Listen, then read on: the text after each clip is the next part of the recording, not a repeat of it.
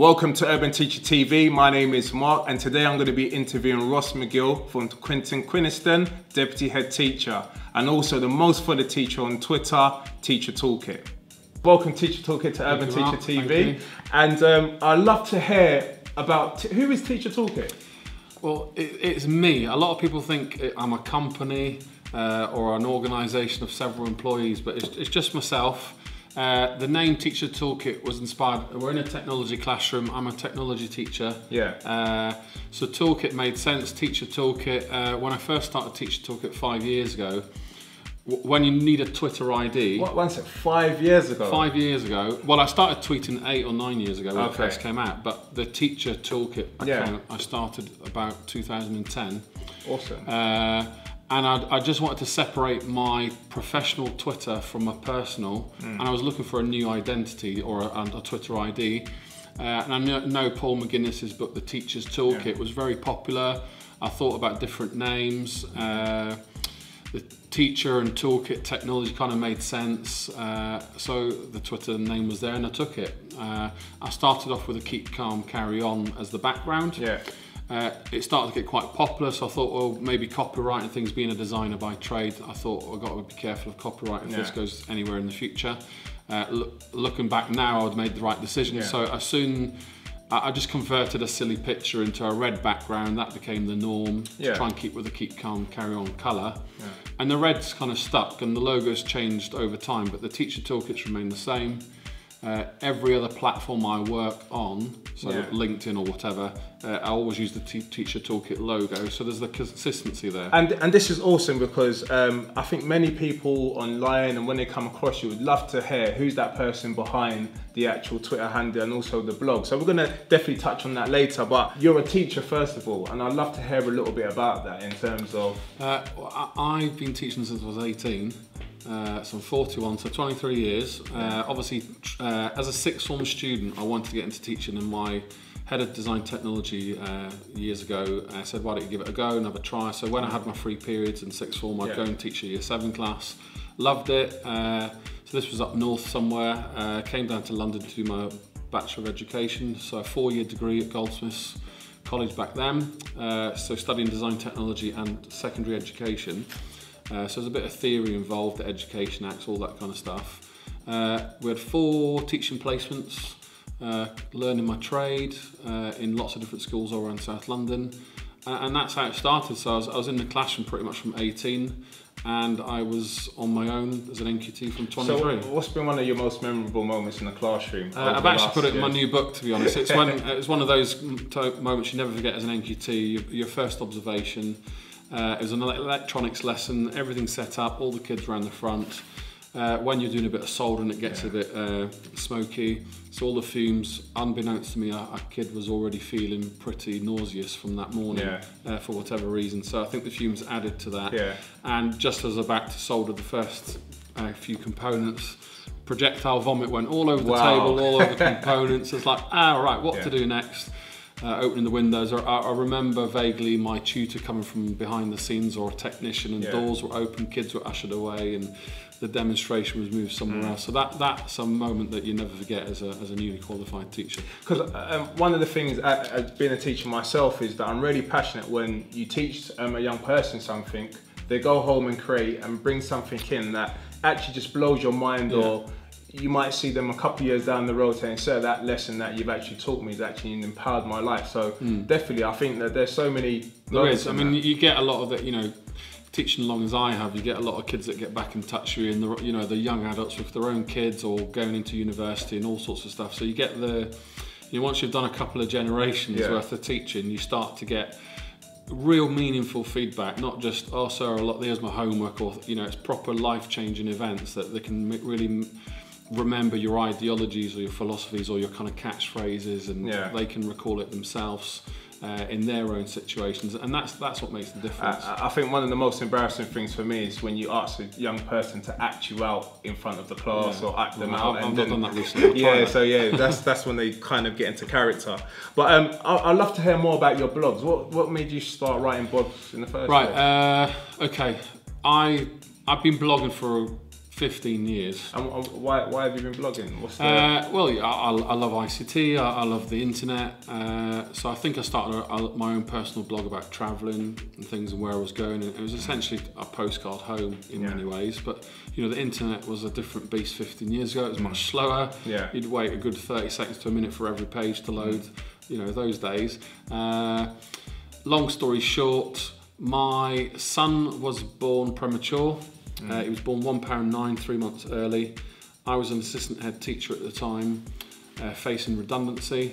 Because he was born early, I had to leave the job early, and the only hospital available was down in Dover, so from North London, so 85 miles. So essentially I lost my job.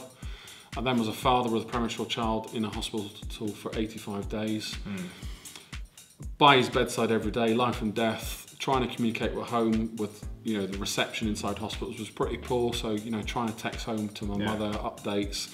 It was much easier to write notes on the phone, so I think it was Blogger at the time, to record notes, try and digest doctors' feedback, things like that.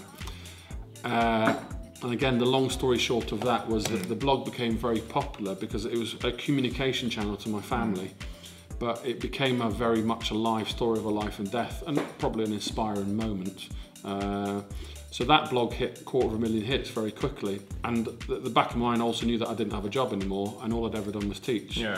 So I started to think back of, right, is this a time to start going maybe consultancy, or try and get another assistant head teacher job, or leave teaching altogether because it's all I ever knew. And I've been like really privy to reading some of those blogs about your premature baby, and I felt that it was really captivating from a person that's like, because I think that what people sometimes forget, that teachers are humans, and they go through a lot of things in and out of school, and it's about how do we balance that and get that. And I think that where you've been so brave to actually share that to the world, and the feedback you've got from that, it has been awesome. And the blogs you definitely write on a daily basis to teachers, I'd love to hear more what kind of gives you the passion to do that. Well, I think from Freddie's blog, realising that I struggle with my literacy. I went to 7 different schools from primary through secondary, moving all around the UK, so I never really had time to consolidate knowledge, skills, literacy. So I always had that kind of lacking confidence in terms of being a good writer.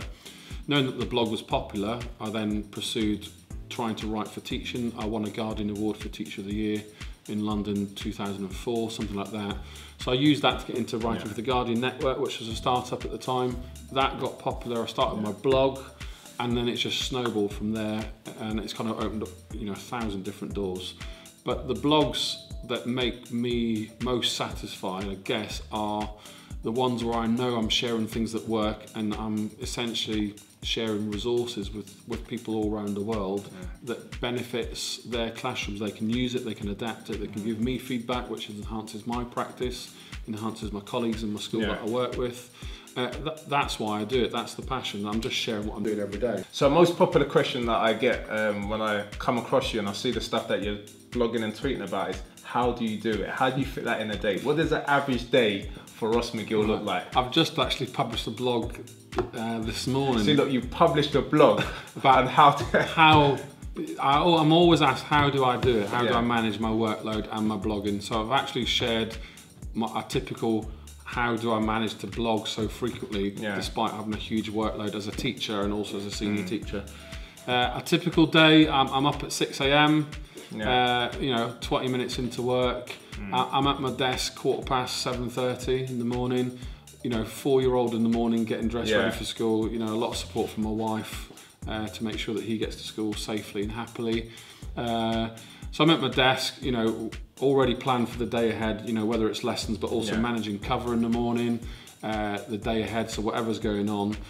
The blogging, how I sustain that is on my journey home from whatever happens during the day, I just speak to myself down my phone on the dictaphone, and it dictates my recordings and thoughts into a very kind of skeleton blog. As soon as I get out of the car at home, so it's good, a bit longer journey on the way home, so I kind of entertain myself and de-stress that way. And it saves me also having to blurt it all out to my wife, and whether it's frustration or excitement.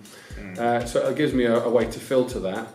As soon as I get out of the car, I just email it to my own address. It's upstairs on the computer when I get home. So after, same like my son, bath, bed, a bit of dinner, I could tweak the blog in 20, 30 minutes because the content's already there. Yeah. So it's just a bit of editing, add a couple of images. And I'll save it, and then I'll look at it first thing in the morning, and that'll be a 5-10 minute exercise. Because one of the things that I get from your tweets that are throughout the day is that it's actually helping teachers, whether you're new in the profession, whether you've been around for a little while, or you've been in there for so long that you're looking for some new ideas. And one of the things that I really love what you do on there is that you try and engage all audiences of the teaching profession, which is really good. I mean, teaching's hard.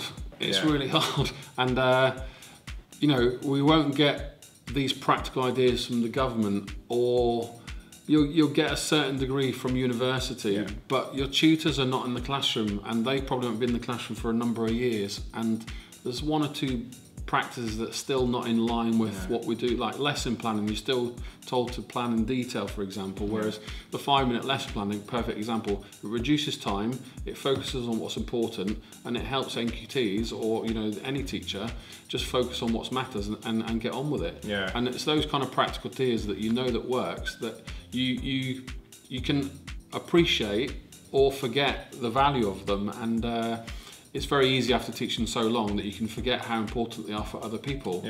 So you can gauge that with social media very quickly, how popular things are. And with the 5-minute lesson plan, I know that it's been because when I was reading some of your books and some of the content you've published in terms of 100 ideas in teaching, I think one of those, and even the one where it's homework recipes, I've loved those things and used them in my lessons. So how's that, as you've put out content, how's that kind of helped you to do what you do? Well, I mean, again, it's just I think I'm an ideas person. I'm my background is design technology, graphics, coming up with ideas. I love problem solving.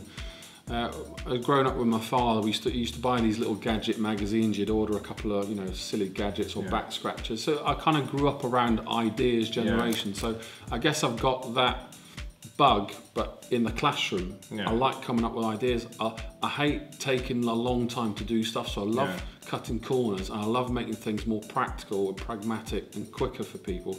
And teachers are time so precious. It's a no-brainer. You've got to make things quicker and work. And the ideas that work is pretty obvious. A 5-minute lesson plan, takeaway homework. Various different analogies. You've got several yourself. That the work, you try them in your classroom, you share them, people love them, and it's great feedback. So despite all of the kind of feedback and positive feedback you get online, sometimes there is a dark side of to what you do, and it'd be lovely to kind of shed a light on that. And if there's anyone that's out there trying to do something positive like you're doing, how do you kind of get above the noise and keep going? It's anything is a learning curve. You're using social media, whether you're not savvy or savvy with ICT. I've had my fingers burnt. I've said things I shouldn't do. I've put stuff out there that people love and also what people hate. And I'm not looking for accolades. I'm just sharing what I know, and people decide whether they want it or not. I haven't wanted any accolades. I've just cleverly branded myself. I've kept things consistent. But with the amount of followers you have now, the spotlight's more when you. Do you feel that? No, at all? Well, I do and I don't. I mean, it's very easy for yourself to come and see me in a certain way, but for me, I'm just Ross. I'm just doing my job. I'm just sharing stuff online. I'm just so happen to be pretty good at using ICT effectively, so it doesn't burden my life, but I can use it effectively where I can communicate with people. And I think it's because I'm doing it so long that maybe I'm a bit more ahead of everyone else, and it's just snowballed, in terms of followers and things. But in terms of negative stuff, through bad experiences, I've learned not to respond. You can block people, those kind of things. But you've got to realise, and I guess senior leadership's very helpful for this, is you've got to get broad shoulders, laugh it off, reverse psychology, or just totally ignore. Silence is golden. I think especially on social media, I think there's also a thing of mentors and having advisors around you using the same platform as you. And I think that in the past myself, probably come across one or two kind of comments that people have said.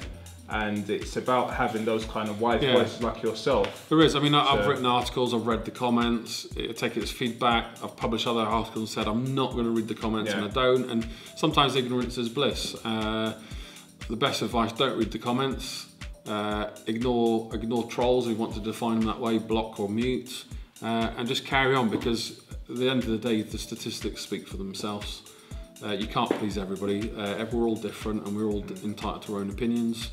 I now know that I have a responsibility, not saying a voice of the profession, but I know with the number of people following me and the consistency, the usefulness of the resources, for example, I have a responsibility to keep that reputation up. And do you feel the pressure of getting one spelling wrong or one grammar? How's the pressure now? But that's improved my literacy. You know, if anything, tweeting and blogging has improved my literacy. And I think that's key. And I'm not perfect, but... Yeah, I think that's key, because I think that some people think that we're perfect as teachers. And the amount of mistakes that we make and the amount of things that we get I'm very wrong. quick to write a blog about my weaknesses, things that I need to develop. I'm very reflective, and I think teachers are by default. I think being able to blog and know that people are listening to what you're talking about. You know, I pretty much put a mixture of well-being blogs, marking, planning, teaching, the occasional thing about my son and his development, the occasional rant. Latest one was verbal feedback, stamp madness, which went down really well. I think I liked it. It was a rant. There was definitely a mixed camp, but I think on the whole, people thought it was absolute nonsense. And I think within 2 weeks, I'd pushed 25,000 hits. So. And is it sometimes that when you write something down in a blog and what you're actually trying to say, sometimes it gets lost in translation? Of course it does, because if you're tweeting it out there in 140 characters, people either read the tweet but don't read the context of the blog. And you know, I've also learned that a blog needs to be read very quickly, so I try to keep things within 500 to 800 words. And again, depends on what you want to share, but we're all busy and there's so much content out there. Everyone's, you know, vying for a bit of web space, so you just have to keep it smart and succinct and make it practical. And if people know that's the place where they're going to get those ideas, then that's what's going to work. Catch part 2 of the exclusive interview with Ross McGill, Teacher Toolkit, next week on Urban Teacher TV.